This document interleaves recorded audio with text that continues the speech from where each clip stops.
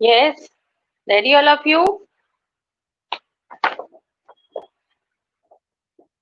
We were reading lesson 1, The Summer of the Beautiful White Horse. Lesson 1 of Snapshots. इसमें हमने पढ़ा था two poor Armenian boys जिनको horse riding का बहुत शौक होता है, तो वो कहीं से एक हॉर्स को ले आते हैं। मुराद उनमें से जो है वो एक हॉर्स को चुरा कर ले आता है और they both enjoy the horse ride. और एरम जो है उसको डाउट होता है कि मुराद वो घोड़ा चुरा करके लाया है, क्योंकि उनकी जो ट्राइब है वो गरीब हैं वो लोग, लेकिन they are known for their truth and honesty.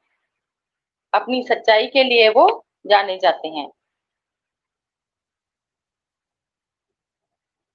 Late us continue, page number 6। दोनों हॉर्स राइड करके आए। उसके बाद एक जो खाली बांध था फार्मर पेटवाजियान का, उसमें उन्होंने उसको बांध दिया and they went home and this Aram took the breakfast. That afternoon, my uncle Khusro came to our house for coffee and cigarettes. He sat in the parlor, sipping and smoking and remembering the old country. Then another visitor arrived, a farmer named John Byro, an Assyrian who, out of loneliness, had learned to speak Armenian. My mother brought the lonely visitor coffee and tobacco, and he rolled a cigarette and sipped and smoked. And then at last, sighing sadly, he said, my white horse, which was stolen last month, is still gone. I cannot understand it.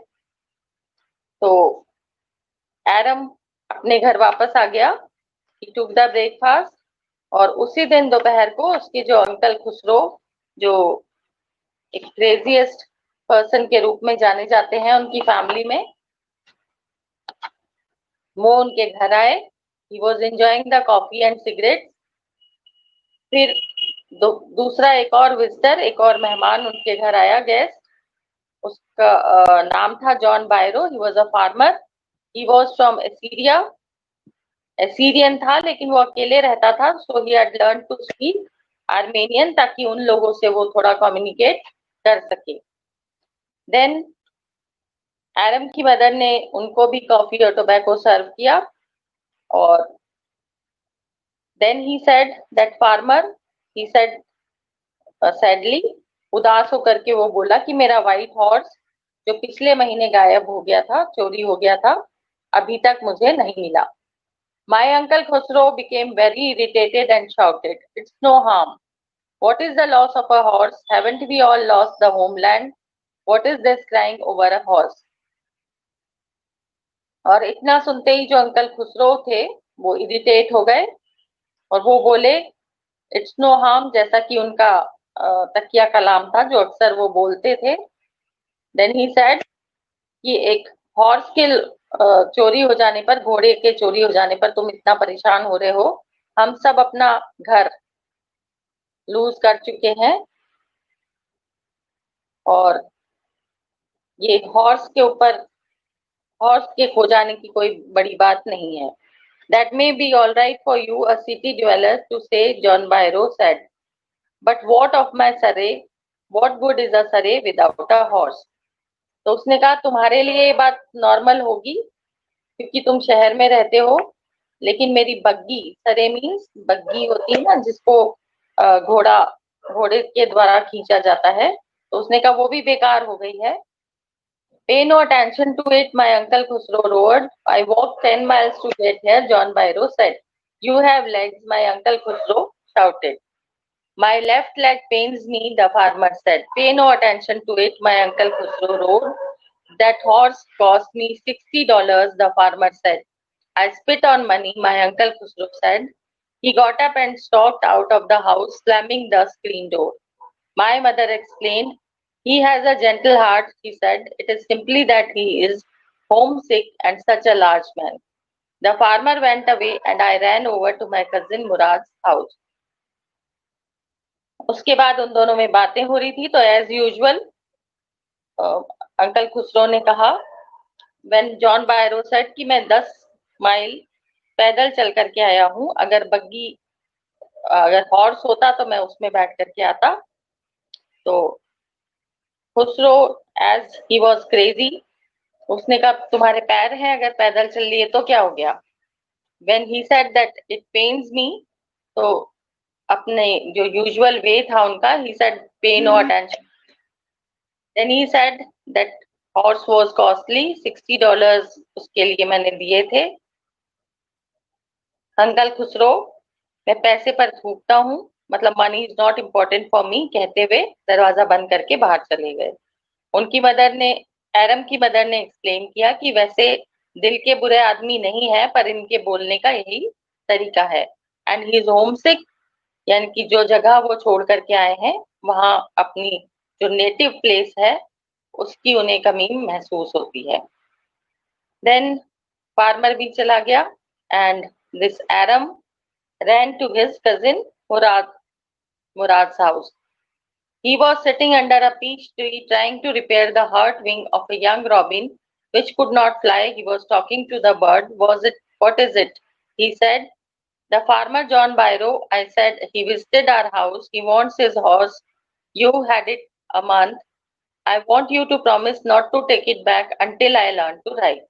It will take you a year to learn to ride, my cousin Murad said. We could keep the horse a year, I said. My cousin Murad leaped to his feet. What? He roared. Are you inviting a member of Geroglanian family to steal? The horse must go back to its true owner. When? I said. In 6 months at the latest, he said. और उसके बाद जो एरम था वो दौड़ता हुआ मुराद के घर गया तो वो एक पेड़ के नीचे बैठा हुआ एक बर्ड, छोटी सी बर्ड होती है रॉबिन, उसके पंख में कुछ चोट लग गई थी तो उसको वो ठीक कर रहा था। And he was talking to the bird also. तो एक पल के लिए एरम रुक गया कि ये इतना काइंड हार्टेड है, एक बर्ड की चोट भी इसको बर्दाश्त नहीं हो रही है। तो ही इज इन कंफ्यूजन कि इसने ये जो हॉर्स है उसको कैसे चुराया होगा। एंड देन ही टोल्ड कि जॉन बायरो हमारे घर आए थे और मुझे अब पता चल गया है कि तुमने उन्हीं का घोड़ा चुराया था। He wants his horse. तुमने 1 महीने पहले इसको चुराया था और अब तुम तब तक वापस नहीं दोगे जब तक कि मैं राइडिंग नहीं सीख जाता। मुराद बोला कि तो तुम एक गेरोग्लैनियन फैमिली के मेंबर को चोरी करने के लिए बोल रहे हो, घोड़े को तो अपने मालिक के पास वापस जाना ही है। देन व्हेन एरम आस्क्ड, तो ही सेड कि 6 महीने में हम उसको वापस कर देंगे। He threw the bird into the air. The bird tried hard, almost fell twice, but at last flew away high and stayed. और इतनी देर में उसने बर्ड को की जो मरहम पट्टी करनी थी, फर्स्ट एड उसकी करनी थी, वो कर दी थी, तो वो बर्ड उड़ गई। Early every morning for 2 weeks, my cousin Murad and I took the horse out of the barn of the deserted vineyard where we were hiding it and rode it. And every morning the horse, when it was my turn to ride alone, leaped over grapevines and small trees and threw me and ran away. Nevertheless, I hoped in time to learn to ride the way my cousin Murad rode. उसके बाद 2 हफ्ते तक वो हर रोज सुबह दोनों horse riding के लिए जाते थे।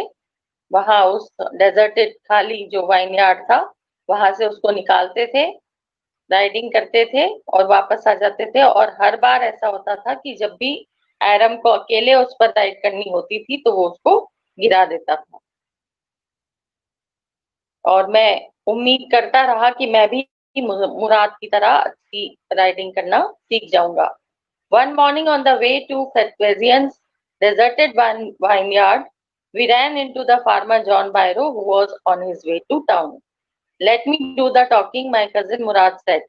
I have a way with farmers. Good morning, John Byro, my cousin Murad said to the farmer.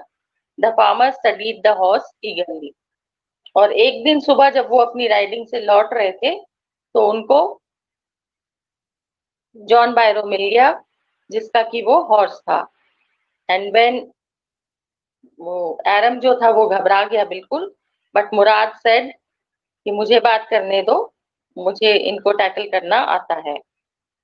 Then जो फार्मर था जॉन बायरो, उसने उस हॉर्स को बिल्कुल ध्यान से देखना स्टार्ट किया। Good morning son of my friends, he said, what is the name of your horse? My heart, my cousin Mourad said in Armenian. A lovely name, John Byro said, for a lovely horse. I could swear it is the horse that was stolen from me many weeks ago. May I look into his mouth? Of course, Murad said. The farmer looked into the mouth of the horse, tooth for tooth. He said, I would swear it is my horse if I didn't know your parents. The fame of your family for honesty is well known to me. Yet the horse is the twin of my horse.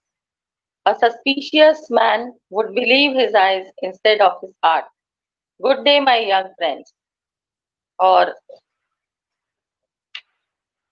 उसने, जो John बायरो था, उसने उसको बहुत अच्छे से देखना start किया और उसने कहा कि ये ठीक वैसा ही है जैसा कि मेरा हॉर्स था जो कुछ हफ्ते पहले चोरी हो गया था।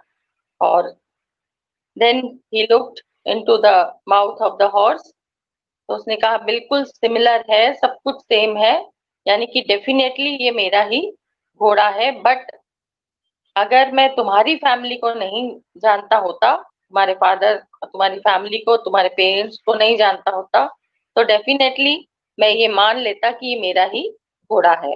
लेकिन तुम्हारा परिवार अपनी ऑनेस्टी, अपनी ईमानदारी के लिए जाना जाता है और मैं उनसे बहुत अच्छी तरह से परिचित हूँ, तो डेफिनेटली ये जो मेरा हॉर्स था उसका जुड़वा होगा, ट्विन, यानी सिमिलर बिल्कुल। तो ये उसका ट्विन होगा। और उसको पूरा पूरा शक था, लेकिन वो अपनी आंखों के बजाय अपने दिल पर विश्वास कर रहा था, जो कि ये मानता था कि इस फैमिली के लोग चोरी नहीं कर सकते। So he said, good day my young friends. Good day John Byro, my cousin Mourad said. Early the following morning, we took the horse to John Byro's vineyard and put it in the barn. The dogs followed us around without making a sound. The dogs, I whispered to my cousin Murad. I thought they would bark. They would at somebody else, he said. I have a way with dogs. और फिर उन लोगों ने next morning ही जल्दी सुबह John बायरो के vineyard में उस हॉर्स को पहुंचा दिया। वहां पर जो डॉग्स थे उन्होंने भी, they also did not make a sound.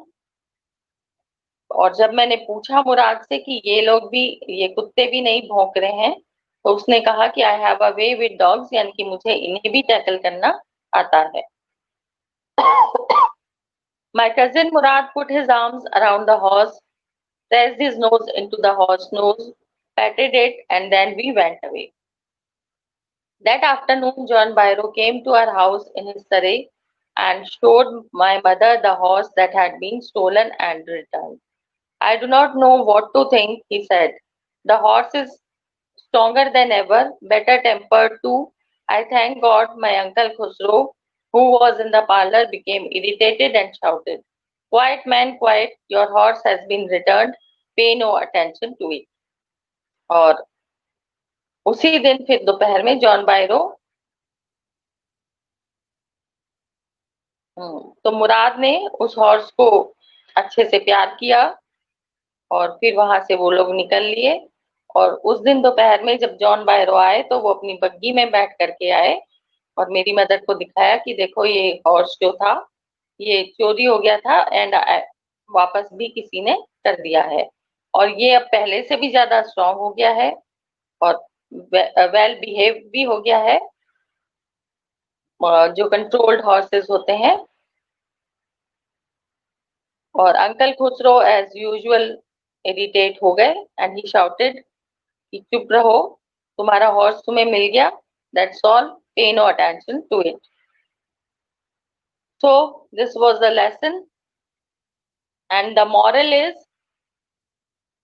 कि उन लोगों ने उनको हॉर्स राइडिंग का बहुत ज्यादा शौक था। मुराद स्टोल द हॉर्स, और हॉर्स राइडिंग उसने सीखी, एंजॉय किया, एरम को भी करवाया, लेकिन उन लोगों ने हॉर्स वापस कर दिया। तो the question arises, why did they return the horse back? उन्होंने हॉर्स वापस कर दिया तो पहली बात तो ये थी कि उनको थोड़ा डर था कि वो लोग पकड़े जाएंगे, क्योंकि उसने देख लिया था जॉन बायरो ने उस हॉर्स को। एंड सेकेंडली, जब जॉन बायरो ने कहा कि अगर मैं तुम्हारी फैमिली को नहीं जानता होता, that your family is known for honesty, तो मैं डेफिनेटली ये मानता कि ये हॉर्स मेरा है। तो कहीं ना कहीं उनकी कॉन्शियसनेस में, उनका जो इनर कॉन्शियंस है, वहां पर कहीं ना कहीं ये ख्याल आया कि हमारा परिवार जो ट्रूथ और ऑनेस्टी के लिए जाना जाता है, तो उस परिवार पर हम कोई भी आंच नहीं आने दें, उस पे कलंक नहीं लगाएं। We should not defame our family. तो ये सोच करके मुराद ने, एंड मुराद वैसे भी दिल का बहुत अच्छा था, he was very friendly with the animals, as we have seen, with the bird, with the dog, and with the horse. So he returned the horse back. Is it clear? समझ में आ गया आप लोगों को? Have you understood?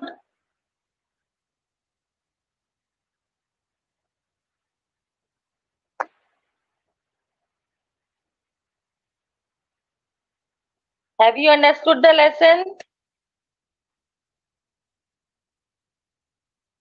कुछ पूछना है इस लेसन में?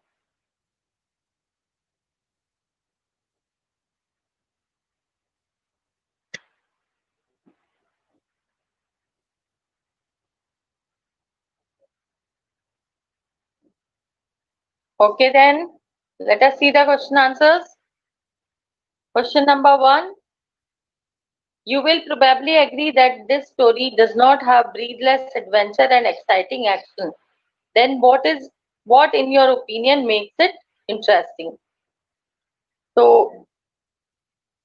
स्टोरी में कोई एडवेंचर नहीं है, कोई ऐसा एक्शन भी नहीं है, फिर भी ये स्टोरी इंटरेस्टिंग है। तो क्यों? Because the story is about the two poor Armenian boys and their emotions. जो दोनों बच्चे ही हैं, और अपनी विश, अपनी इच्छा पूरी करने के लिए वो हॉर्स चुरा लेता है मुराद, लेकिन फिर भी इसमें ये दिखाया गया है कि वो दिल से बहुत अच्छा है, and he does not want to harm anybody, किसी को नुकसान नहीं पहुंचाना चाहता वो। एंड फाइनली वो उस हॉर्स को वापस कर देता है। Question number 2, did the boys return the horse because they were conscience stricken और बिकॉज दे वर अफ्रेड? तो जैसा कि मैंने अभी आपको बताया, उन्होंने हॉर्स को वापस कर दिया क्योंकि जब जॉन बायरो उनको मिल गया था रास्ते में और उसने हॉर्स को देख लिया था, तो एक बार के लिए वो डर गए थे कि हम पकड़े जाएंगे, क्योंकि जॉन बायरो ने उस हॉर्स को पहचान लिया था। बट जब उसने ये कहा कि अगर मैं तुम्हारे पेरेंट्स को नहीं जानता होता, अगर मुझे ये नहीं पता होता कि your family is known for its honesty, for their honesty, तो डेफिनेटली मैं ये समझता कि ये मेरा ही हॉर्स है, but may be it is the twin of my horse. और जब उसने, उन दोनों बच्चों ने देखा कि ये अपने दिल की सुन रहा है अपनी नजरों के बजाय, और इसको इतना ज्यादा विश्वास है हमारी फैमिली पर कि हम ऐसा कोई काम नहीं कर सकते, तो उनका जो कॉन्शियंस है, वहां थोड़ा सा उनको लगा, गिल्टी फील हुई कि हमें ऐसा कोई काम नहीं करना चाहिए जिससे कि हमारी फैमिली डिफेम हो, बदनाम हो, और जो विश्वास है लोगों का हमारी फैमिली के प्रति वो टूट जाए। That is why they return the horse. Question number 3, one day back in the good old days when I was 9 and the world was full of every imaginable kind of magnificence and life was still a delightful and mysterious dream. The story begins in a mood of nostalgia. Can you narrate some incident from your childhood that might make an interesting story? तो जिस तरह से ये story start हुई है कि वो जो ऑथर है वो अपने बचपन को याद कर रहा है और बचपन की घटना को उसने यहाँ पर हमें बताया है। तो ऐसी कोई घटना अगर आप लोगों के साथ आपके बचपन में हुई है तो that you have to tell. So this is what you have to write on your own. अगर किसी ना किसी तरह से कोई भी ऐसी घटना हुई है आपके बचपन में या कोई ऐसी पास्ट इवेंट कोई भी ऐसा है जिसको आप याद करके बहुत खुश होते हैं एक्साइटेड होते हैं तो that short paragraph you have to write. Then question number 4, the story revolves around characters who belong to a tribe in Armenia. Murad and Aram are members of the Geroglanian family. Now locate Armenia and Assyria on the atlas and prepare a write-up on the Geroglanian tribes. You may write about people, their names, traits, geographical and economic features as suggested in the story. So this question also you have to do on your own. इसको locate करना है, Armenia कहाँ पर है और Armenia और Assyria दोनों जो कंट्रीज हैं वो कहाँ हैं और किस तरह की थी गेरोग्लानियन tribes. You have to collect the information on that. Is it clear?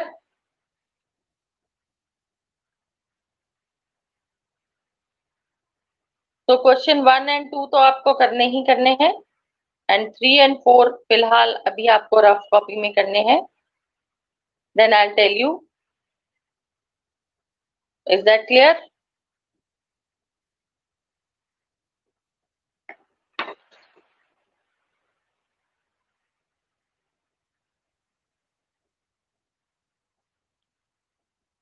समझ में आ गया सबको? Anything you want to ask?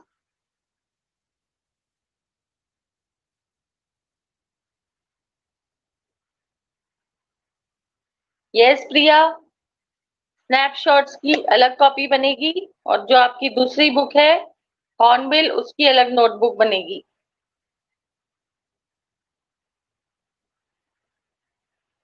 Vishal, Priya, and all of you, you have to make 2 notebooks, one of Hornbill, another one of this snapshots, और उसके अलावा एक छोटी copy बनेगी ग्रामर की।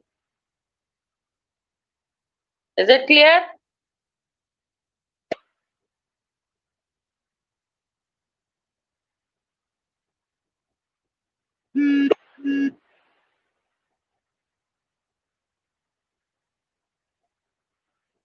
Yes. Anything else you want to ask?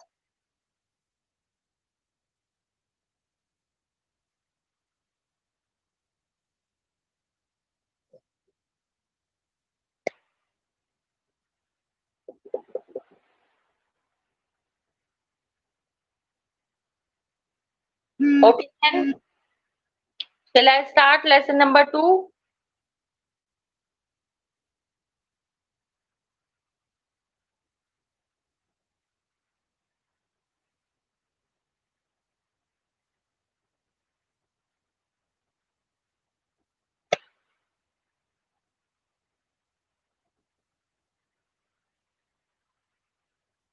Yes, Priya. 2 questions अभी आपको fair copy में करने हैं और जो बाकी के हैं 3 and 4 that you have to do in your rough notebook.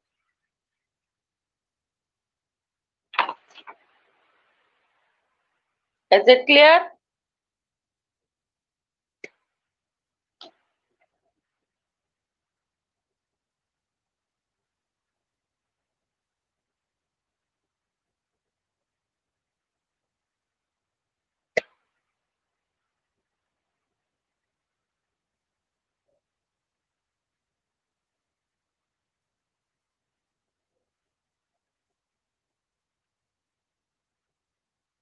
Yes, okay, now let us read lesson number 2.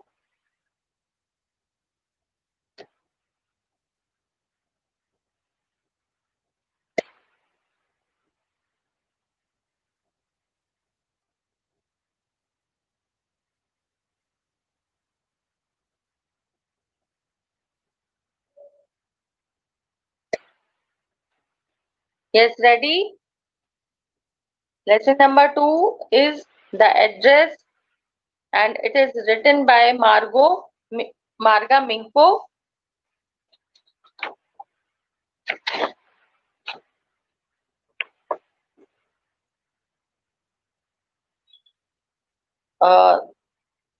This short story is an account of a daughter, यानी उसने अपने जो एक्सपीरियंसेस थे उसके बारे में लिखा है, जो वॉर के बाद अपनी मदर की बिलोंगिंग्स यानी उसके सामान को ढूंढने जाती है हॉलैंड में, और जब उसको वो सामान मिल जाते हैं तो उसको पुरानी यादें आने लगती हैं, and finally she decides to leave them all behind and resolves to move on, यानी आगे बढ़ जाना चाहती है उन सबको छोड़ करके. Do you still know me? I asked. The woman looked at me searchingly. She had opened the door a chink. I came closer and stood on the steps. No, I don't know you. I am Mrs. S. daughter. She held her hand on the door as though she wanted to prevent it opening any further. Her face gave absolutely no sign of recognition. She kept staring at me in silence. Perhaps I was mistaken. I thought perhaps it isn't her. I had seen her only once, fleetingly, and that was years ago. It was most probable that I had rung the wrong bell. The woman let go of the door and stepped to the side. She was wearing my mother's green knitted cardigan. The wooden buttons were rather pale from washing. She saw that I was looking at the cardigan and half hid herself again behind the door. But I knew now that I was right. Well, you knew my mother, I asked. Have you come back? Said the woman. I thought that no one had come back, only me. So, ये जो है daughter, ये वहां पहुंचती है और एक घर के दरवाजे पर नॉक करती है. एक वुमेन ने, एक औरत ने दरवाजा खोला थोड़ा सा, और मैं उससे बात करने लगी. तो she said, I don't know you. When she gave her introduction, I am Mrs. S. daughter. तो उसने थोड़ा सा दरवाजा इस तरह से खोला जैसे वो नहीं खोलना चाहती है, और ऐसे देख रही थी वो जैसे कि वो उसको बिल्कुल नहीं जानती है. Then this girl thought कि शायद मैं गलत हूँ. I thought perhaps it isn't her. I had seen her only once fleetingly and that was years ago. और उसने कहा कि हो सकता है कि मैंने गलत घर की डोरबेल बजा दी है. और जो वुमेन थी उसने थोड़ा सा दरवाजा और खोला, तो मैंने देखा कि उसने मेरी मदर का जो ग्रीन कार्डिगन है वो पहन रखा था, और उसके जो वुडन बटन्स थे वो थोड़े हल्के पड़ गए थे, फीके पड़ गए थे वॉशिंग से. जब उसने देखा कि मैं उस कार्डिगन को पहचान गई हूँ, तो उसने अपने आप को और दरवाजे के पीछे छुपाने की कोशिश की. But I knew now that I was right. And then this author asked, well you knew my mother. और जो अब वुमेन थी उसने देख लिया था कि उसने कार्डिगन को पहचान लिया है, तो उसने पूछा कि क्या तुम वापस आ गई हो? मुझे तो लगा था कि उस वॉर में से कोई भी वापस नहीं आया है. A door opened and closed in the passage behind her. A musty smell emerged. I regret I cannot do anything for you. I have come here specially on the train. I wanted to talk to you for a moment. It is not convenient for me now, said the woman. I can't see you another time. She nodded and cautiously closed the door as though no one inside the house should be disturbed. I stood where I was on the step. The curtain in front of the bay window moved. Someone stared at me and would then have asked what I wanted. Oh, nothing, the woman would have said it was nothing. I looked at the nameplate again. Dawdling, it said in black letters on white enamel, and on the jam a bit higher, the number 46. As I walked slowly back to the station, I thought about my mother, who had given me the address years ago. It had been in the first half of the war. I was home for a few days, and it struck me immediately that something or other about the rooms had changed. I missed various things my mother was I should have noticed so quickly. Then she told me about Mrs. Dorling. I had never heard of her, but apparently she was an old acquaintance of my mother, whom she hadn't seen for years. She had suddenly turned up and renewed their contact. Since then, she had come regularly. और उसके बाद जितना उसने उस woman ने दरवाजा खोल रखा था, उसमें से मैंने देखा कि उधर पीछे आंगन में भी एक दरवाजा खुलता था. एक अलग सी स्मेल वहां आ रही थी. And then the woman said कि मुझे अफसोस है, मैं तुम्हारे लिए कुछ नहीं कर सकती. द गर्ल अगेन रिक्वेस्टेड कि मैं स्पेशली ट्रेन से यहाँ तक आई हूँ तुमसे मिलने के लिए, थोड़ी सी देर मुझे तुमसे बात करनी है. वुमेन ने कहा कि अभी मेरे लिए ये कन्वीनियंट नहीं है, फिर कभी हम मिलेंगे. एंड उसने बड़ी सावधानी से दरवाजा बंद किया कि अंदर किसी को पता नहीं चल सके.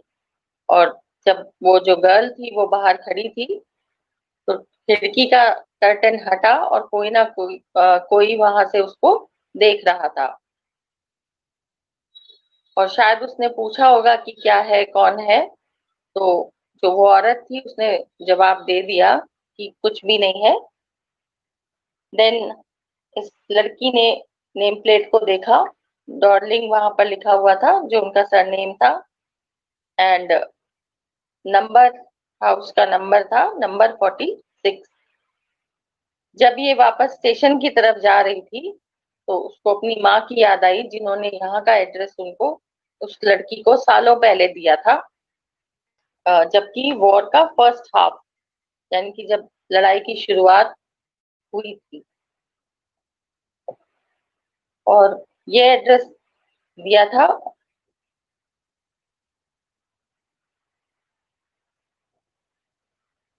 I was home for a few days and it struck me immediately that something or other about the rooms had changed.